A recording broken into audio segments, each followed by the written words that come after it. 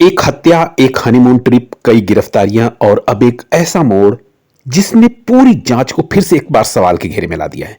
राजा रघुवंशी हत्याकांड एक बार फिर से चर्चा में है, लेकिन इस बार वजह कोई और नई गिरफ्तारी नहीं है, बल्कि दो आरोपियों को निर्दोष घोषित किया जाना।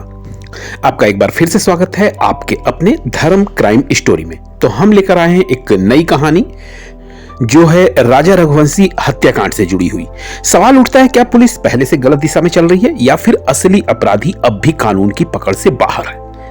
कुछ समय पहले शिलांग पुलिस ने जब इस केस में साक्ष्य मिटाने के आरोप में दो लोगों को गिरफ्तार किया था। नाम थे बलवीर अहिरवार, जो बिल्डिंग का सिक्योरिटी गार्ड है, ठीक है, और लोकेंद्र सिंह तोमर, बिल्डिंग का मालिक। आरोप था कि इन दोनों ने हत्या से जुड़े सबूतों को या नष्ट करने की कोशिश की या फिर छिपाने की कोशिश की।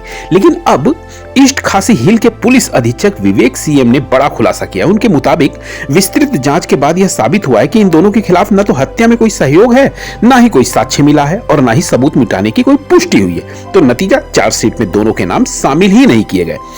अब चार्जशीट दाखिल तो की गई, लेकिन कई सवाल इसके साथ बाकी हैं। पहला कि शिलांग पुलिस ने केस में चार्जशीट दाखिल कर दी, ट्रायल जल्द शुरू होने के भी संकेत दिए, लेकिन सबसे चौंकाने वाली बात यह है कि जिन लोगों पर शुरुआत में शक किया गया था वे अब कानूनी तौर पर निर्दोष माने जा रहे हैं। तो आखिरकार सवाल यह उठता है, क्या जांच की शुरुआती दिशा ही गलत थी या किसी ने जानबूझ के इन लोगों को फंसाने की कोशिश की?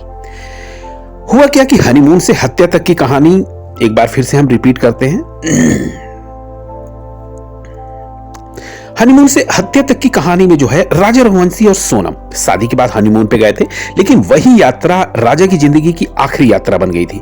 कुछ समय बाद राजा की हत्या की खबर सामने आई और पूरा देश सन्न रह गया। सबसे हैरान करने वाली बात यह थी कि हत्या के बाद सोनम सीधे शिलांग से इंदौर आई और एक किराए के फ्लैट में कुछ दिन रुकी भी। यहीं से कहानी में नया मोड़ आता है। अब इंदौर का जो किराए का फ्लैट था और उसकी संदिग्ध कड़ियां जो थी वो एक दूसरे से जुड़ने लगी। जैसे जिस बिल्डिंग में सोनम रुकी थी वहीं से जुड़े 3 लोगों को पुलिस ने गिरफ्तार किया था। Security guard Balveer Ahirwar, building मालिक Lokendra Singh Tomar, flat broker Silom James. आरोप था कि इन लोगों को सोनम की गतिविधियों की जानकारी थी और उन्होंने कुछ तथ्यों को छिपाया। अब जबकि बलवीर और लोकेंद्र को क्लीन चिट मिल चुकी है, तो बचता यह सवाल है कि क्या केवल ब्रोकर सिलोम जेम्स के पास कोई अहम राज है या असली मास्टरमाइंड अभी भी छिपा हुआ है? इस पूरे केस में सबसे डरावनी बात यही है कि हर नए खुलासे के साथ सवाल बढ़ते जा रहे हैं और कोई जवाब नहीं मिल रहा है। क्या राजा की हत्या एक सुनियोजित साजिश थी? क्या इसमें एक से ज्यादा लोग शामिल थे? क्या सोनम को किसी ने मोहरे की तरह इस्तेमाल किया था या वह खुद इस खेल की अहम हिस्सा थी?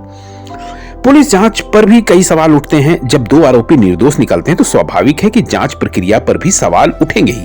क्या सबूतों का सही विश्लेषण शुरू किया गया था? क्या किसी के दबाव में गिरफ्तारियां हुई थी या फिर किसी ने जानबूझकर जांच को भटकाने की कोशिश की?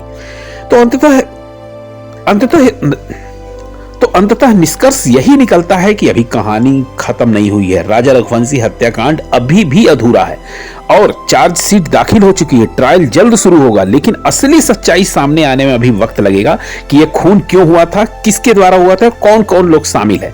एक बात तो तय है कि इस केस में आने वाले दिनों में और भी बहुत बड़े खुलासे हो सकते हैं।